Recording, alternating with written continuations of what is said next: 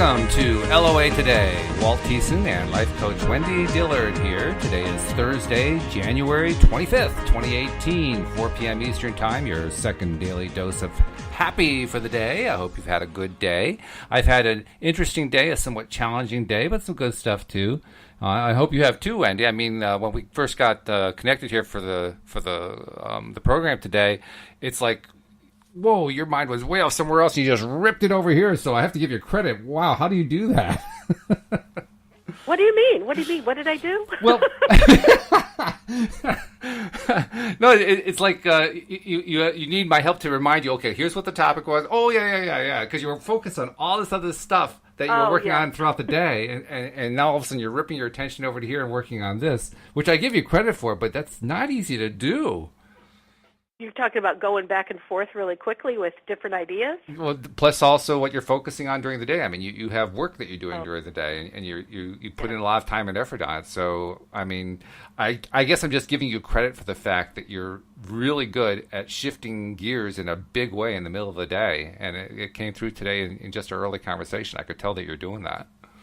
Well, thank you. And actually, this show is helping me to do that because I do work down to the very last second when my little reminder goes off in my Outlook calendar and it says, hey, time for the LOA Today show. I literally just turn off my computer monitors and walk over to where I call my studio, and boom, I'm ready to roll.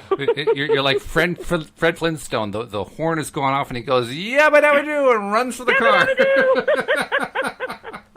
Yeah, because this is what I love to do. This is a passionate thing for me. So, quitting time on the other thing? Yes, absolutely.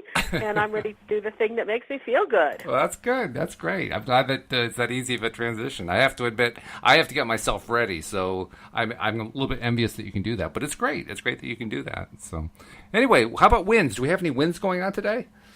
Yes, and this is probably why it was particularly easy for me to flip the switch today, because I had to call a coworker. It was maybe 30 minutes before I knew I had to get ready for the show. Okay. And I knew that what I had to talk to her about, I was just presenting some new information, but I knew it was on a topic that she's been incredibly frustrated and really angry over. And so I knew that there was a really good chance that I was going to kind of walk into a hornet's nest energetically.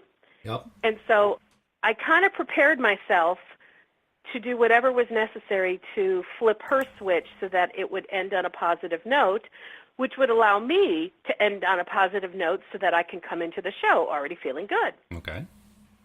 So we, had the conversation, and just like I had expected, she went down the road of, well, I'm angry at her, and she just, was letting out her frustrations, and I let her talk, and then I kind of said, well, here's another position you might want to consider, and she just wasn't having it, and that's okay.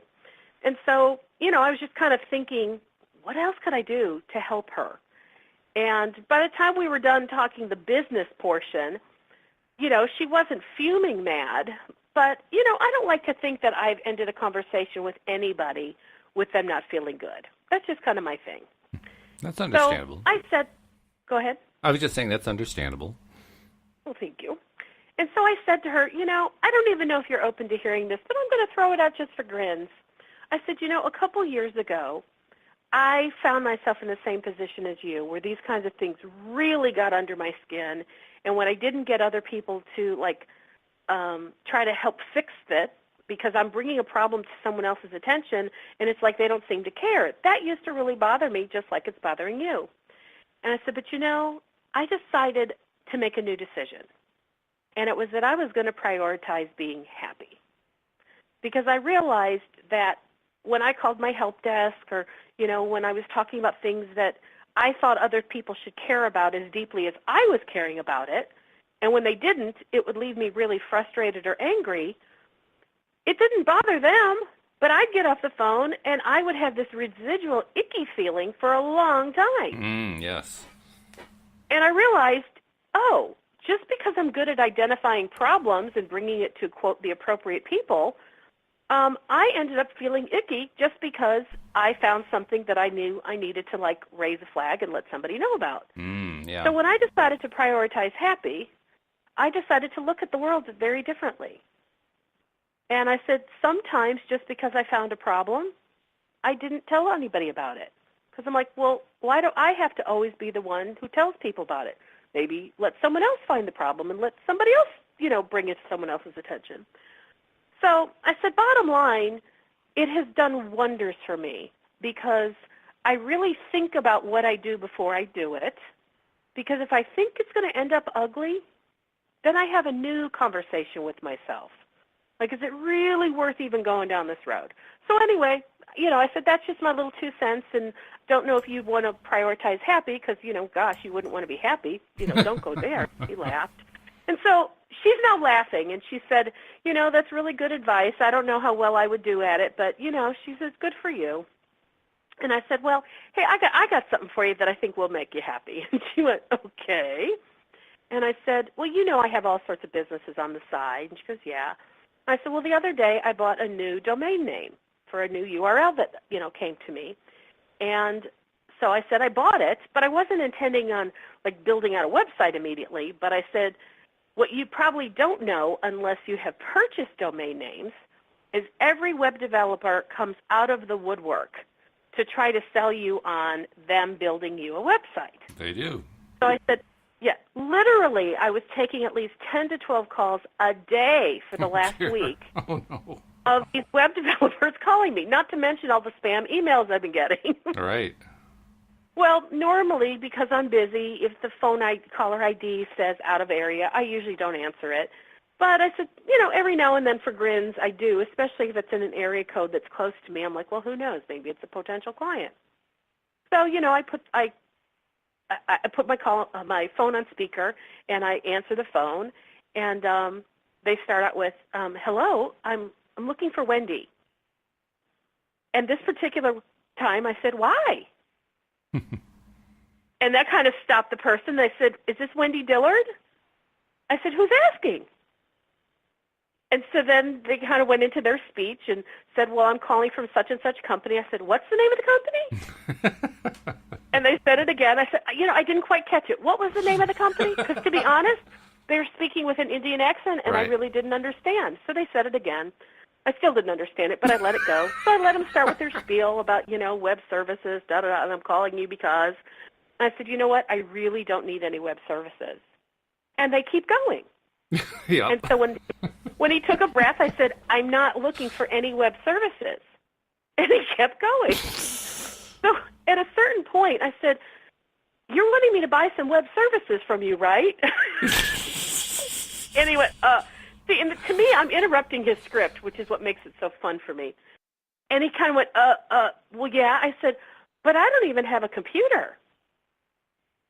And he went, you don't have a computer? I said, no, I don't have a computer. He goes, well, how are you going to put up your website? You must be wanting to do it on your cell phone. I said, I don't have a cell phone. You don't? He goes, how do you take calls? I said, from my landline, which is how you called me. Well, how do you get mail?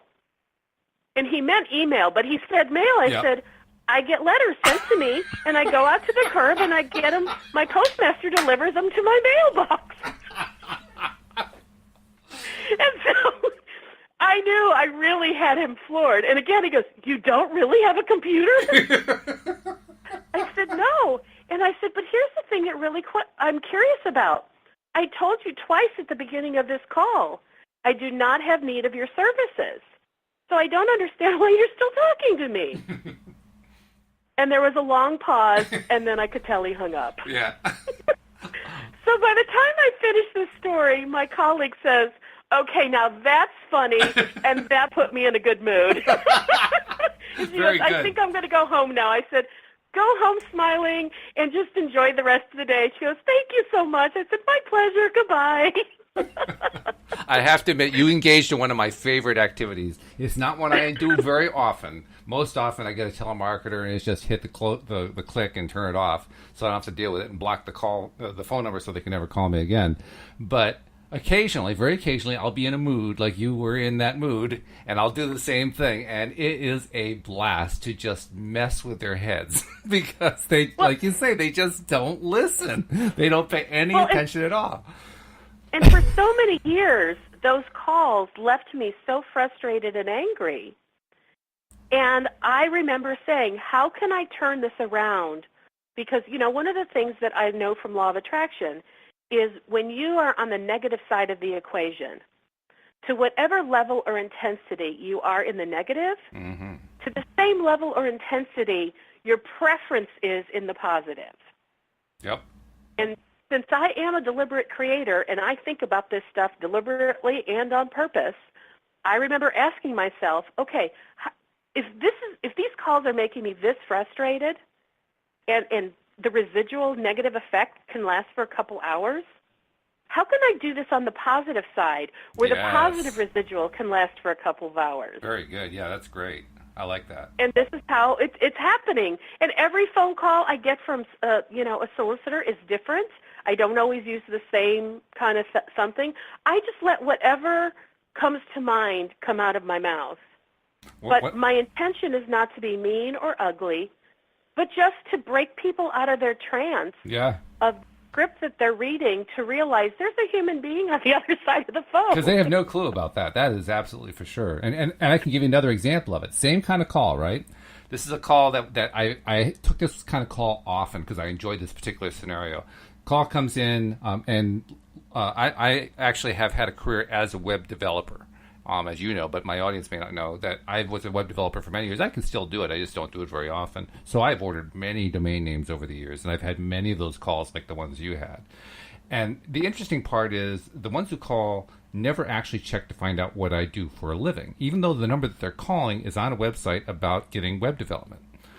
So they'll call up, they'll say, you're the owner of such and such a domain. Are you looking for web services? And they start doing their spiel, and I'll say, by the way, do you know what I do for a living? And there's like a pause, and then they say, no, I'm a web developer. Oh, well, and then they go right back into the spiel again. Like, it just doesn't even stop them. Okay, so I let them go on for a minute or two. I say, do you know what a web developer does? Good question. And then there's a pause, and then they just go right back into the spiel because they have no idea how to answer the question. And at some point I cut it off just because I get tired of it. But it's the same thing. I only do it when I'm in a good mood, when I'm in a mood ready to just have some fun.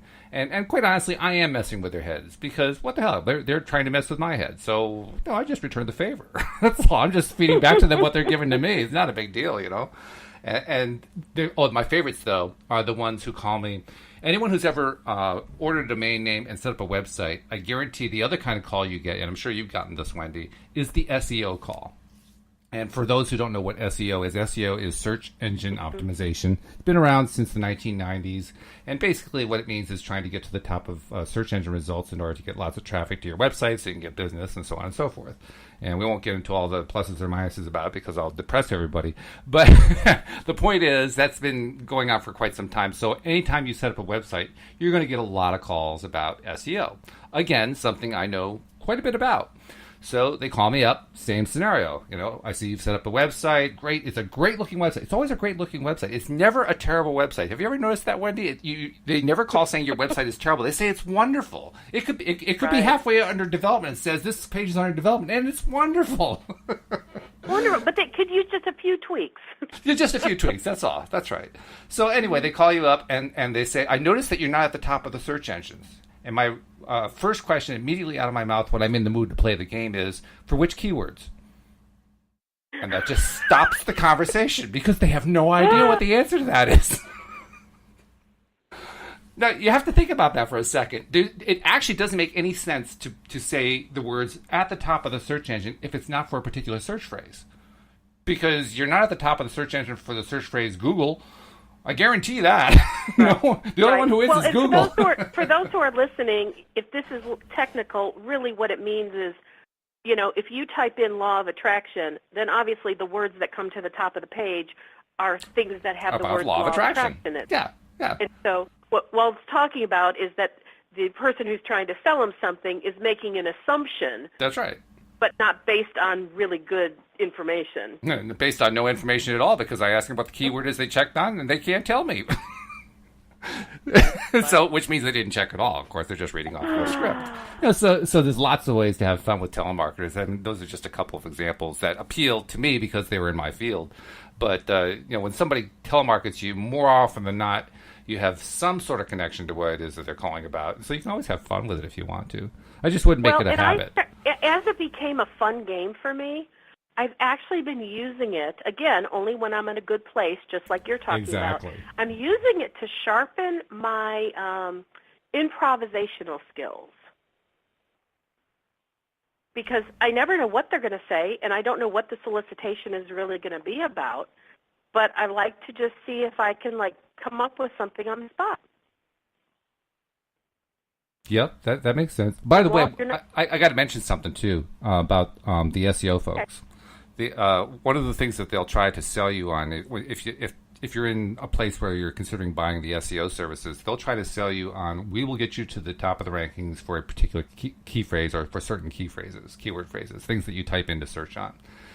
Interesting thing, it's always a good idea to check what the phrase is. So, for instance, let's say I am a gardener in Simsbury, Connecticut, which I'm not, my wife actually is, but let's say I'm a gardener in Simsbury, Connecticut, and I want to be found for people who search on gardeners in Simsbury, Connecticut. So they're going to call me up and they're going to say, well, I promise to get you to the top of the search engines for gardeners in Simsbury, Connecticut. Which sounds pretty good, doesn't it? And that's what they're counting on. They're counting on you kind of buying into the sound good thing. Now, here's the interesting thing.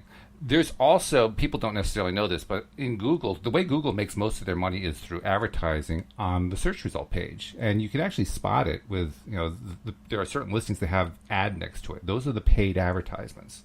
And those paid advertisements, you actually pay for them through a program called AdWords. Kind of makes sense when you think about AdWords. Well, AdWords actually has a little search tool in it of its own in which it will tell you how many people search on a particular keyword phrase. Mm-hmm. And it turns out if you take the keyword phrase that the SEO folks want to rank you for, such as gardeners in Simsbury, Connecticut, if you go look at it to see what kind of search history is, you find that the search phrase has been searched maybe 10 times a month. Well, who wants to be ranked for that? What's the point? Well, and that's kind of the fun thing, that especially when you know your topic, that you can't have somebody get anything over on you because you kind of know more than them, in a sense, or you know at least enough to throw them off of their script. And to me, I know that there are people who are making a living or attempting to make a living, doing this kind of telemarketing, and I certainly mean them no harm. But my hope is that when they call me, that I can do something to cause them to think differently. Because I'm a teacher at the core of my being, and if I can get people to learn something, it makes me feel good. And maybe the way they're going to learn it is when they go on break, they tell their colleagues about this stupid call that they had with me, and maybe it causes a conversation to happen that maybe gets people to think differently. Mm. And if it doesn't, that's okay. Yeah. But at least I didn't cause them to hang up being angry because I was being ugly and belligerent. That's true. Yeah, it's not like you have to yell at them or anything like that. Right. Yeah. So, I feel like if they, some of them have quotas. They have to call so many people, or they have to stay on the line with somebody for so many minutes. So I'm like, I'll give them that. We're just going to do it with me a little bit more in control than they would have expected. It's not going to result in the sale they were hoping for, but at least they got their quota, right? Yeah. So it's fun. So I know we have a topic for today, but since this is all about, law of attraction, I actually attract people who want to hear from me. That's what I believe. Okay. The specific operators that do end up calling me, it's because we're a match on some level. And maybe it's because they're open to me playing, and they may not have known it. That's an interesting thought. Yeah, that's a very interesting thought. Matched. Yeah, why not? Certainly we know how law of attraction works. That could happen. Yeah. That makes some sense. There's a lot of calls that I just let go to voicemail, or it doesn't even go to voicemail because they hang up before. But then there are a couple that I decide to engage in, and I believe that if we're engaging it's because we're somehow a match energetically. So it's a win-win for both of us, even if they don't know what the win is yet. I can tell you what kind of call I always turn off, and I just hang up as soon as I hear it. And that's the one where it's a recorded call. If they can't have a human being talk to me, I'm not even interested in hearing what they have to say. I'm but just you not. know those, and I know you know this, but they've gotten so clever that it starts out with you say hello, and then that's a trigger for them to say, well, hello, Miss Dillard. And then there's another trigger, you know, and it's like they have certain triggered responses, and I love to just play with those too. You know, like, I'm sure you're aware of such and such. And I'll go, I'm so not aware of that. Tell me all about it. And then they're on to some other subject. I'm like, are you really not a real person? And again, I know it's a recording, but I'm playing and I'm messing around because it makes me giggle. Which is a good reason to do it. Exactly. And since I like to prioritize happiness and one of these comes into my world, I would rather mess around with it and have it cause me to giggle and laugh than to get aggravated that, like, I ran across the room to go get this stupid call. Unfortunately, I don't get too many of those calls. In fact, I rarely get a call from a machine that's trying to present itself as a human being. It's usually a message that says something like, don't hang up on this call. As soon as I hear that, I hang up. Because there's nothing good in it for me, you know. I like one called me the other day, and I could tell it was a human, and I could tell this person was really nervous. Oh. And so I didn't want to make him feel bad, and he just said, "Is this Wendy Dillard?" And I said, "Yes, it is." And he kind of stammered through the next thing, and he said, "Well, I'm calling about Democratic Senate person in a district such and such in our area." And I said, "Yes." And he said, "You know, and we just want to know that we can count on your vote." And I said, "Yes, you can." Now, what this person didn't know is, yes, you can count on my vote, maybe not for that candidate, but you can count on me to vote. And then because he got a yes response, he said, "Oh, then can we put a sign in your lawn?" And I said, "No." And it was just, no. And he went, "Oh," like that was so abrupt. He didn't know what to do. Okay, well, thank you for your time. And he hung up. Yeah. And somebody like that, I'm much more sympathetic to somebody like that because clearly they're having a hard time, and I'm not really interested in trying to, you know, play them or anything like that because, I mean, it doesn't take a whole lot to get somebody like that off the phone anyway. So, you know, I'll let them, you know, say a minute of their spiel, and then I'll say, well, no, thank you, or something like that. But, you know, to me, it's like I gave him an opportunity to go through the script so he could practice with somebody who was going to be compassionate. Mm-hmm. And I gave him the first answer that he wanted to hear, which was yes, he could count on my vote. And then the second answer was going to require an action on my part that I didn't want to do. And so that's where I'm like, okay, this is where he got to practice a graciousness by saying, "Oh, well, okay, then thank you for your time." Well, that's good. So I still felt it was a win-win. I think it is too. Yeah. You're a little bit more willing to play something like that than I am, but you do it nicely, so I think it's okay. That's just fine. Well, you know what? Years I spent being a jerk and being cruel, and then ending up paying for it because I felt so horrible afterwards. Yeah. I'm like, what did this person do to deserve my cruelty?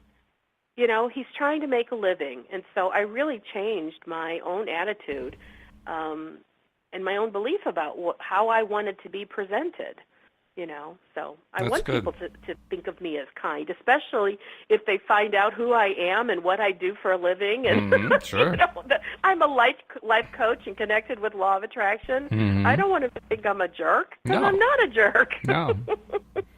Which, interestingly enough, actually ties into the topic we have for today.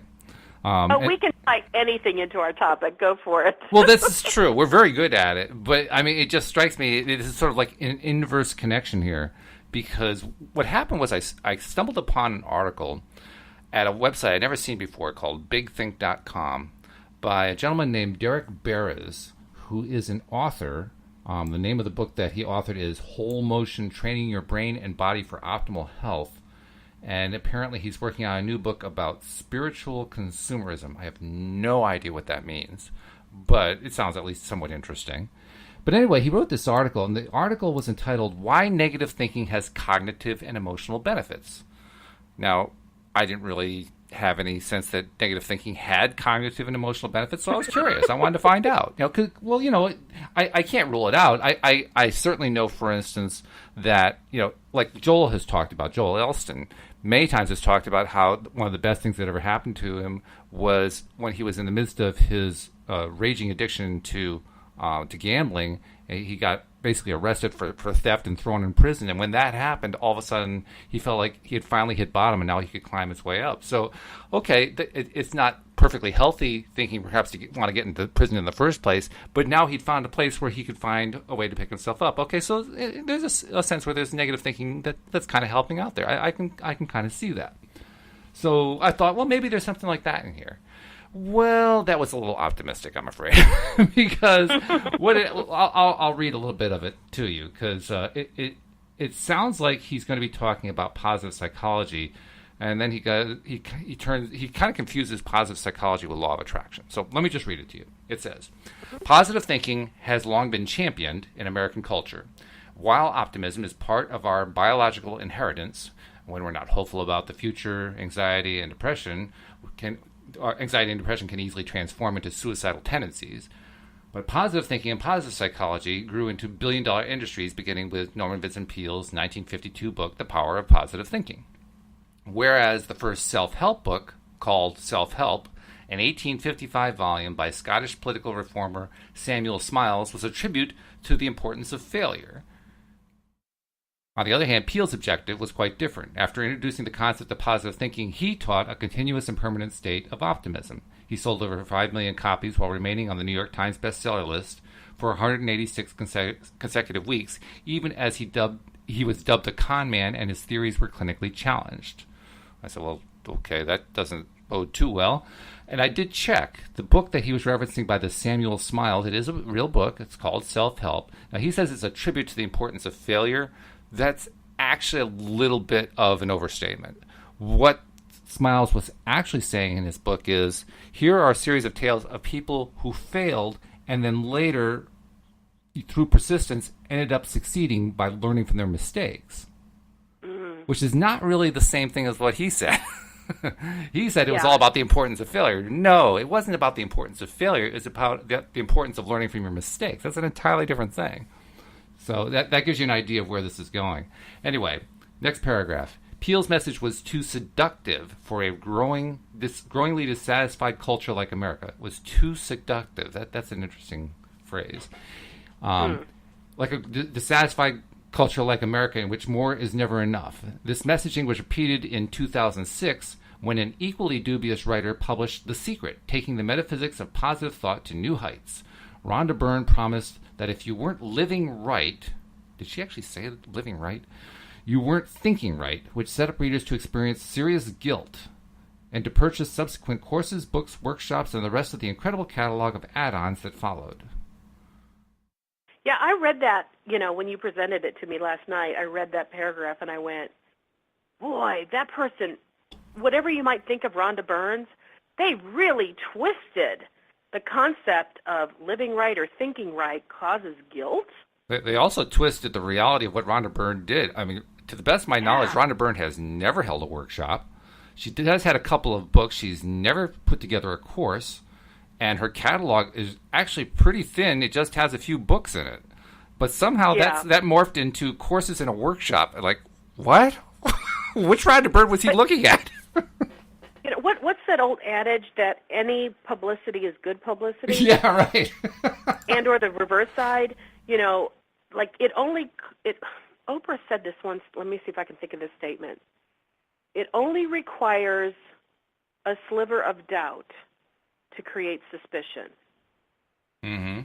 So how I took that, it's kind of like once suspicion is put into the equation, like someone has spoken it, especially if it goes out into the media, it's like somebody who may be completely innocent, but somebody has chosen to say something slanderous, all of a sudden, you can never take that back. Right.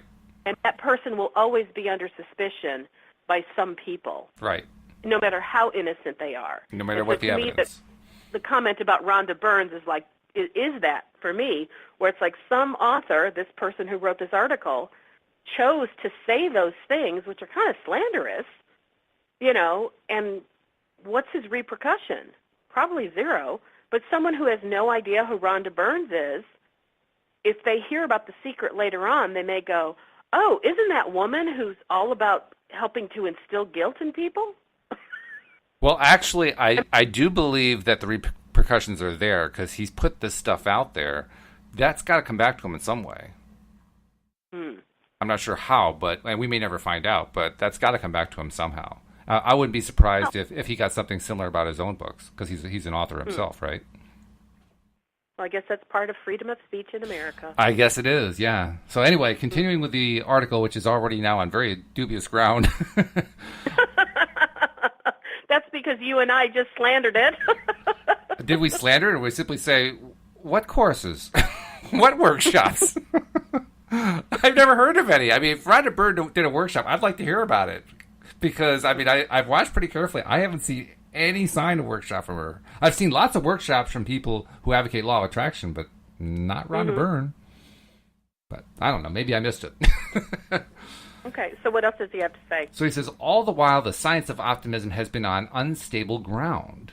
In fact, focusing on the worst might be more cognitively and emotionally beneficial than hoping for the best. As Oliver Berkman, a positive psychology critic and columnist at The Guardian, argues, quote, it's our relentless effort to feel happy or to achieve certain goals that is precisely what makes us miserable and sabotages our plans. And it is our... That is a wild sentence and a wild claim. It really is. But wait, there's more. But wait! Are there Ginsu knives that you're going to throw in? Yes, there are Ginsu knives. And he says, and that it is our constant quest to eliminate or to ignore the negative, such as insecurity, uncertainty, failure, or sadness, that causes us to feel so insecure, anxious, uncertain, or unhappy in the first place. What now, actually, have you been smoking, and why haven't you been sharing? Hold on. That might be the first little piece of truth I found. Oh, okay. And the reason I say this is because as I was reading the article, I thought, well, if you focus on getting rid of whatever that list of insecurity, uncertainty, failure, sadness, yeah. Well, whatever you place your focus on, you get more of it. So yes, if you're trying to get rid of all those negative feelings, it is very possible that people are getting more of that, because that is the job of law of attraction, to bring to you more of whatever you're feeling. Okay, I can see how it would bring more of it, but he says it causes us to feel insecure, anxious, uncertain, or unhappy. So what is he suggesting? Is he suggesting that until we... Let's go back to the beginning of the sentence. And that it is our constant quest to eliminate or to ignore the negative. To eliminate or ignore the negative. So he's saying the quest to eliminate or to ignore insecurity, uncertainty, failure, and sadness causes us to feel insecure, anxious, uncertain, or unhappy. Well, why did we go to try to eliminate or ignore it in the first place? He like leaves that hanging like a dangling thing there. Like, well, that doesn't really matter. Well, and as a practitioner of the law of attraction, how was that for a cool little sentence? Very nice. As a practitioner of the law of attraction, I'd say, and if you want to eliminate those negative feelings, that is a totally appropriate desire, because anything you want, you can have. Yeah. There are just some rules that you need to line up with so that the law of attraction can help you with it. And that's what I was thinking about, too. I was thinking about that, too. If you focus on what's not working, you're going to get more of what's not working. But here's what I also realized. It's very likely this guy doesn't understand how the law of attraction works. So if he's raising the question of, is it worthwhile to eliminate or ignore negativity, it doesn't seem likely to me that he's not doing it because he's trying to apply the law of attraction, but simply because he's feeling negative. He's just feeling bad. That's why he wants to eliminate it. Isn't that what the premise is saying? I feel bad, therefore I want to eliminate the thing that makes me feel bad? Yeah, kind of. I don't know, maybe. I mean, to me, I have to say that when I read it, his writing was in such a style that it was hard for me to really understand what it was he was trying to get across. And well, that's just it. Is one of those. There's a good example of it, right? And he describes it as a constant quest. Well, okay, if it's a constant quest, that means we have a whole society of people who are constantly feeling insecurity, uncertainty, failure, and sadness, and wanting to eliminate or ignore that. But he doesn't really set that up in his sentence at all. He just, it's kind of like there in the background. I mean, I think it's true. I think there are a lot of people who feel that way and would like to eliminate it. Yeah. But how he sets it up in his article, I'm not quite sure what we're supposed to do with that information. Yeah. I mean, he basically ties himself up in a knot that goes nowhere. It's a crazy argument. And we probably spent too much time on that sentence. That's my fault. I'm sorry about that. So the next sentence, Berkman suggests that fully experiencing negative emotions steels you against the reality of life's transience. Okay. The negative path teaches us to learn to enjoy times of uncertainty, embrace insecurity, and with a head nod to Samuel Smiles, constantly learn from failure. Well, I like the learn from failure part. The rest of it, I'm like, well, what? I mean, I think everybody, because we're all such unique individuals, how we process information for every individual is going to be different. And I know that because one of the first studies I ever really took to heart was one on personality temperaments. I started learning that probably when I was a teenager. Okay. And it's something I've been certified in. So I look at the world through people's different personality lenses.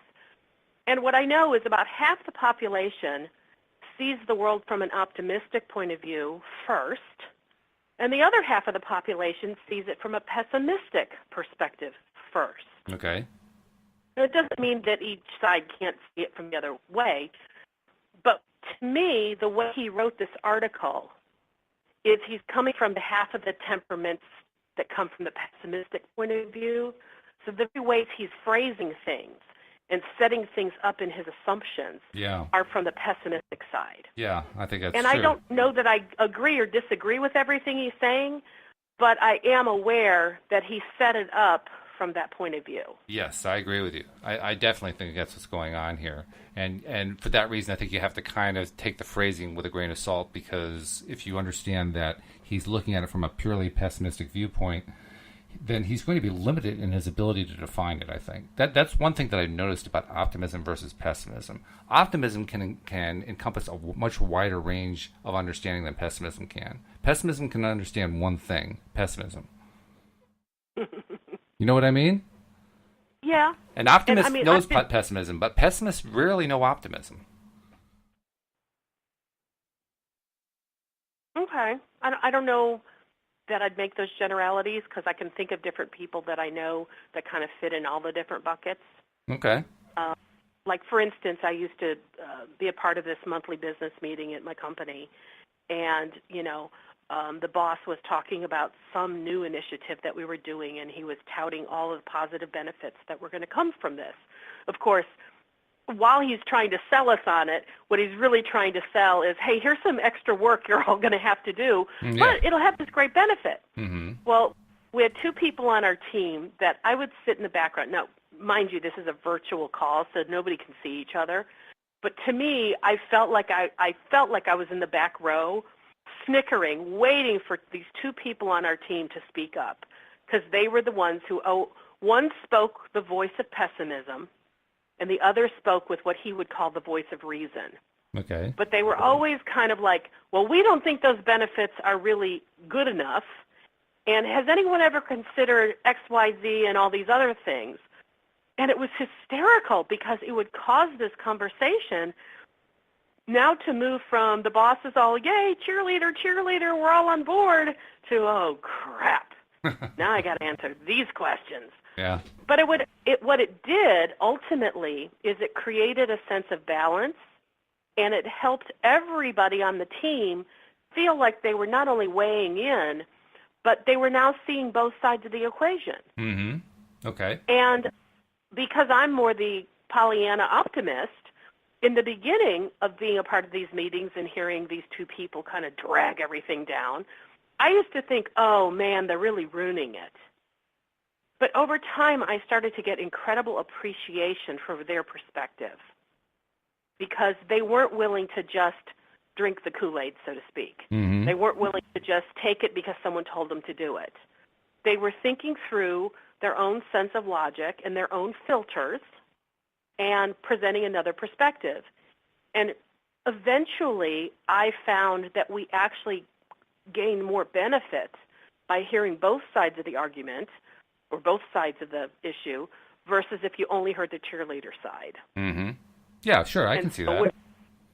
So this is where me, as the Pollyanna positive optimist, I used to not want to look at the negative side because I thought it was somehow going to rob me of my positive experience.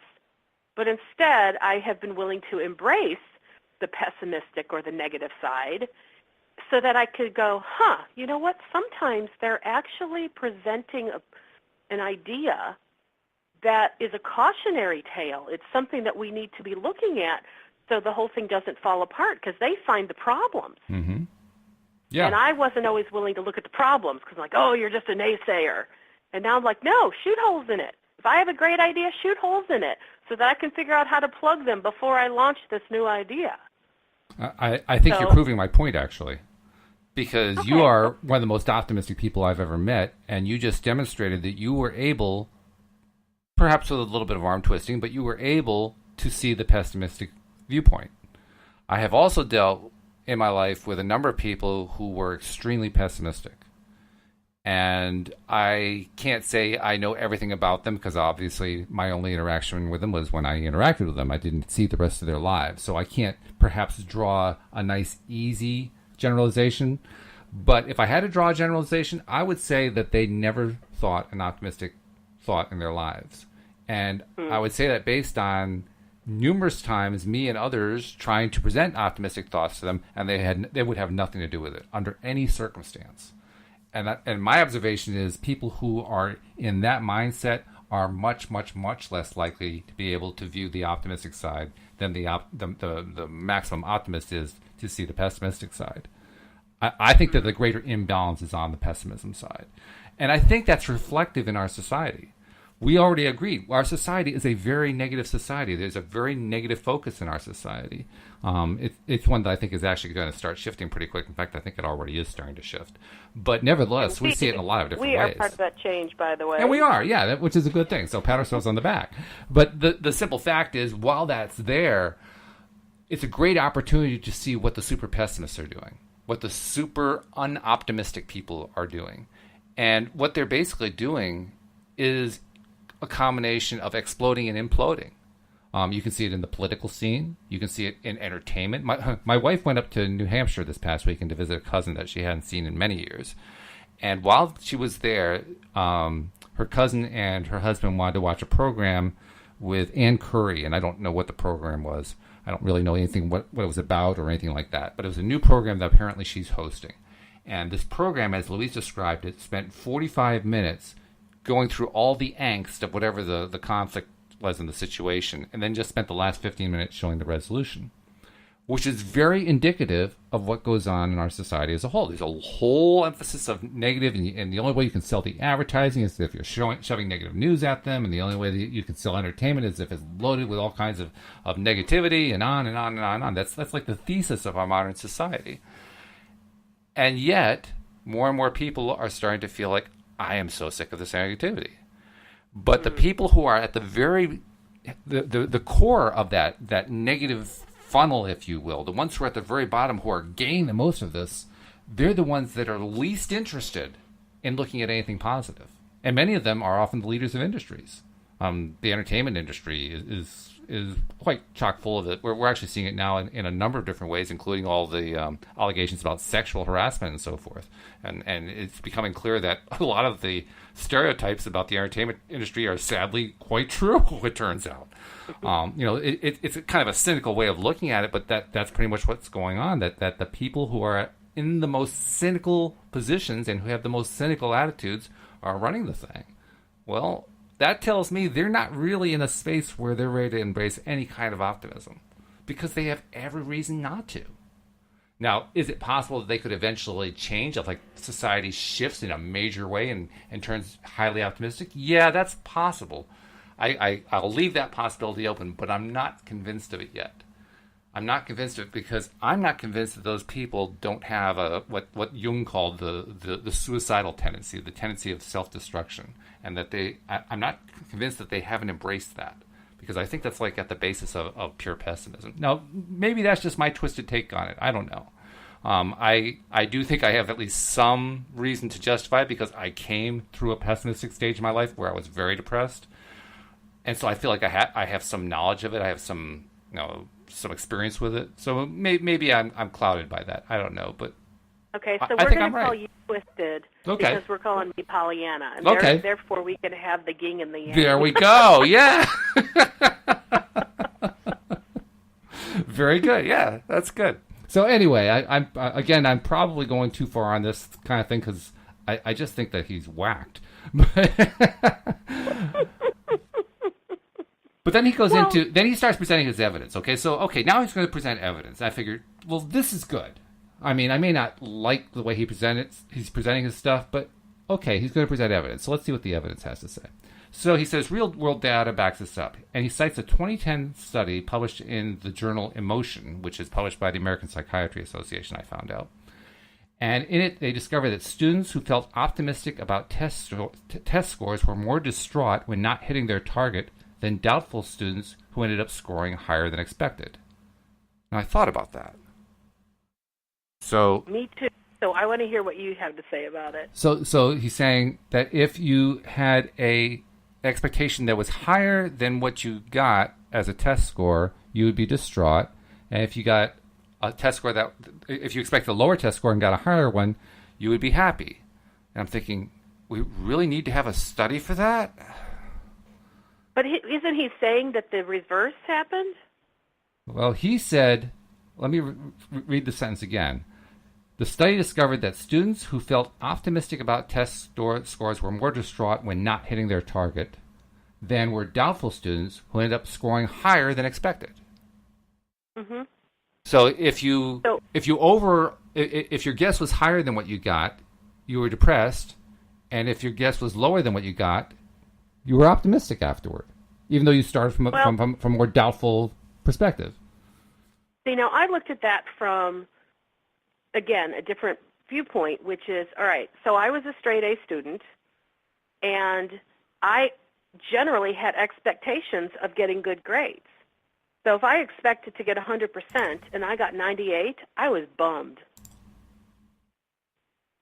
But did that mean I think he's trying to elude a different kind of idea than this. And I think like my brother, he was a very average student who could have cared less about his grades. And so if he was expecting a C and he got a B, he'd be like, so what? Who cares? Because it just didn't matter to him. Okay. So I felt like just in my example, I was able to give you two sides of the coin that really substantiate what he's saying, but I don't think what he's trying to get across has merit. Because does that mean that me, the straight A student, I shouldn't have an expectation of a high grade just because it bums me out when I didn't get the score I expected? Well, I think that's I think you're probably right. Now, here's something that even muddies the water further, because it turns out I found the study. Even though he didn't name the study, I found it just by looking on certain search terms. The study is called The Costs of Optimism and the Benefits of Pessimism. And the only reason I couldn't read the whole study is I didn't feel like shelling out $12 to find out about this thing. So I didn't buy the thing. But there is an abstract, and you read the abstract, and it really doesn't match up with what he wrote. Let me read it to you. It says, research suggests that optimism feels good. However, does it always feel good? We suggest that the benefits and costs of optimism and pessimism depend upon their timing. A study of exam score estimates revealed that after controlling for actual exam performance, and I had to look that one up to see what that was. We'll talk about that in a minute. After controlling for actual exam performance, optimistic expectations are unrelated to how people feel immediately before feedback. That's a really loaded phrase for you. Mm-hmm. In contrast to the common wisdom that optimism feels good. And furthermore, optimism has costs after feedback. Participants who predicted higher scores before feedback felt worse after learning their scores. So that adds another little twist in it. And finally, people seem to be aware of the potential costs of optimism. Participants who predicted higher scores before feedback also anticipated experiencing greater disappointment should they perform poorly. So there's a lot of twists going in there that this guy Beres had no clue about whatsoever. Well, I couldn't read the article, but what I did find was something written by the author of the article.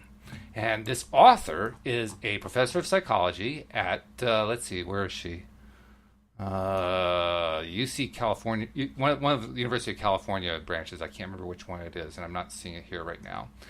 Turns out that she has done some research to show that positivity isn't always great from a scientific study point of view, but she rejects the idea that we should just reject positivity.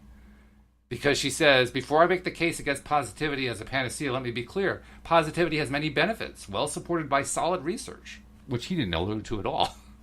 And she goes on to describe a whole bunch of it, including the benefits related to optimism. Her purpose is not to condemn positivity and optimism at all. Her purpose is simply to say, let's not overthink some of this stuff. Let's not overreact to some of this stuff. And some of the examples that she gives includes things like, let's see, I got to read down through the article here. Okay, so imagine you had an interview for your dream job. Which feels better, assuming the best that you nailed the interview and will be getting any offer any minute, or assuming the worst? Most people would choose confident optimism over quivering doubt. In fact, optimism can be a great choice in the short run, but timing is everything. There's that phrase again, like on the study abstract. Research on a phenomenon called bracing for the worst finds that as people approach the moment of truth, a moment when their hopes may be dashed and their greatest fears realized, people typically turn away from optimism and into the cold yet reassuring embrace of worst-case thinking in an effort to prepare themselves for bad news. So basically, people start out optimistic. As the moment of truth comes, their optimism fades and they fall into pessimism. And that therefore, the professor is saying, you can't rely on optimism to get you through that. Well, that's not at all what Beres was saying. That's not even close to what he was talking about. It's not even in the same ballpark.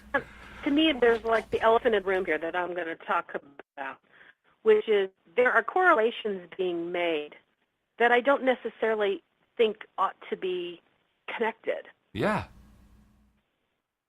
Having optimism about getting a job and then being disappointed when you don't get it, the correlation is, you shouldn't have been optimistic to begin with because it causes you to end up feeling disappointed. Mm-hmm. And I think that's just two random ideas put together, and I think it's stupid. That is my personal professional opinion. Because I am the eternal optimist. And if I was going to a job interview and I didn't get it, of course I would be disappointed. However, does that mean I want to now give up being optimistic? Heck no. My optimism is what keeps me buoying up to feel good. And I know the many, many, many, many times that I have experienced disappointment, of course it felt bad. But would I have preferred to have stayed in a state of optimism or feel the disappointment? Well, to me, there's not even a choice. I mean, to me, it's like it's a foregone conclusion. I would always want to feel good because feeling bad doesn't feel good. It feels bad. That's right. Yeah. And this is why I referred to our show today as looking at the negative thinking straw man, because that's essentially what Beres has set up here. The idea of the straw man. And a straw man is an argument that you claim is what the other side is presenting, but it really isn't. It doesn't represent at all what they're representing, what they're advocating. And then you beat that straw man down and prove, well, the straw man is wrong, so here's how I've disproved their entire argument. That's what a straw man argument is. And that's what he's engaging in. He's engaging in straw man arguments because I don't know anyone. I don't even know Rhonda Byrne of The Secret advocating anything even remotely close to what he's talking about here. In fact, I'm not even sure he knows what he's talking about. But we're pretty sure just from reading his text. All I heard from that whole paragraph about Rhonda Byrne was that she is somehow engaging in helping people feel guilty. Yeah. It's like, I'm like, I don't get that. No, I've seen interviews with Rhonda Byrne. That is absolutely not where she's going. I mean, she's a student. She's a student of Abraham Hicks. You know, for goodness sake, she is not, an advocate for, hey, let's promote guiltiness. it's like the last thing that appears on the list, the whole thing, his whole paragraph there about Burns was wrong, and his even his paragraph about Samuel Smiles, who wrote the self-help book, who he apparently thinks he's supporting, even that paragraph was wrong. It just completely misrepresented what Smiles was arguing for. Now I wonder, because all things are connected, and there is no coincidence, just synchronicity. What if? Just like I started with my win for the day, where I had the fun scenario where somebody's calling me, a solicitor's calling me, and I just had fun with them. Yeah. And I was saying things like, no, I don't own a computer. No, I don't have a cell phone. Well, of course I own like 3 computers and I have a cell phone, I've got so many devices around here, it's unreal. But it's like, it was just to change the mood. It was to go from this guy who's trying to sell me really hard and heavy reading this script to let's just have fun and be playful. Who knows, maybe that's what the author's intention was, which is let's throw out something that's so erroneous and so ridiculous that it'll cause people to, have good conversation. Well, work with us. Yeah, absolutely. Absolutely. So, for me, I can take it with a grain of salt. I hope that people don't put any real stock into, oh, my goodness, I ought to let go of any positivity that I'm thinking I'm having because ultimately it's going to cause me to, lose my sense of worth and I'll feel bad. I'll get disappointed, I can't imagine. I mean, I know common sense is not necessarily common, but, I can't believe that people would buy into that and go, oh, I'm going to change my whole lifestyle and give up on thinking positively ever again. Yeah, I can't really believe that either. I don't care how depressed you are. I just can't see how anyone would buy into that because the article was just, the only way you can buy into that is if you just don't read the article carefully and you just say, okay, I'm going to take the headline at its face value and just go with it. And if you do that, you're basically saying, well, I'm justifying my depression. Okay. Well, if somebody wants to do that, that's absolutely their choice. That is their choice, yeah. And it's somebody who hasn't hit bottom yet. Yeah. Sadly, they'll eventually hit bottom. Because everything we experience is for our good. And when we experience something happy and good, it's for us to feel good. When we experience something on the contrasting side of life where it's ugly, it's disappointing, it feels horrible, that's so that we can have, that's the message, that emotion is the message saying, wow, we are really out of line with what's available to us, which is the absolute polar opposite. Mm. Yep. And that's the message of feeling icky. It is. Is that the opposite of icky is available to us if we will look toward it. And that's really the benefit of hitting bottom when you think about it, because hitting bottom is finally deciding I'm done with icky. I'm just done with it. Yeah. I watched my father, who I thought he'd hit bottom I don't know how many times, and my mom and I would have conversations, and she's like, oh, but he's at bottom. I said, you know what? I've seen Dad's bottom get worse. I've seen his bottom drop to even more bottom. Oh, no. Because she and I were basing it on what our tolerances were. Right, yeah. And to us, this was so low, we just couldn't allow ourselves to go any lower because we saw what he was going through, and it was just miserable. And I said, but watch him. He's going to go lower still. Mm. He's not ready to change yet. Wow. So, everybody has their own space. All you can really do is just give them as much love as you can and just wait it out, because they will eventually hit their bottom. It will happen. It's just sometimes it takes a while. And you know what? I even went so far as to learn to get out of someone's way so they can hit bottom faster. And I stopped helping them because if they weren't asking for my help, one, they're not ready for it. But two, by trying to help them when they weren't asking, I was actually prolonging before they would hit bottom. Yeah. Because they got to feel a little bit better because of my help. Sure. So I get out of the way and go, oh, no, it is now up to me. Like, I take it as a personal thing. If I see someone going down really fast, I get out of the way and let them hit bottom faster. Well, unfortunately, we can't wait for him to hit bottom because we're actually out of time for the show. But we can certainly pick up a slightly happier variation of it tomorrow. And I only even have time to say subscribe other than to say subscribe. So I've done that. Wendy, it's been a pleasure. Let's do it again tomorrow, okay? You got it. We'll see you all tomorrow here on LOA Today. Goodbye, everybody. Bye-bye now.